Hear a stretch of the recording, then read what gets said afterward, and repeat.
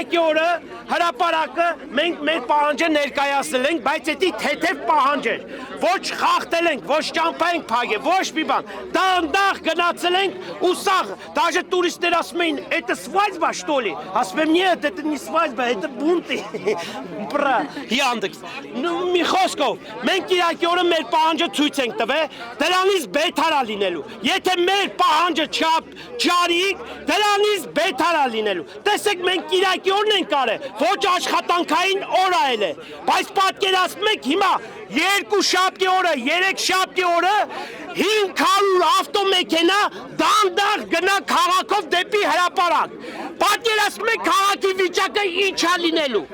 Խորհուրդ եմ տալիս բոլորին, այստեղ կազմակերպություն բան չկա, բոլորը թելեք, եթե հայ վարորդի մասին մտածում եք, հայ ժողովրդի վարորդի մասին մտածում եք, միասնական հելեք, այս հարցին լուծում տվեք, միասնական, եթե կարաք։ Բաժանորդագրվեք Արմատ մեդիայի ալիքներին YouTube-ում, Facebook-ում, Instagram-ում և Telegram-ում։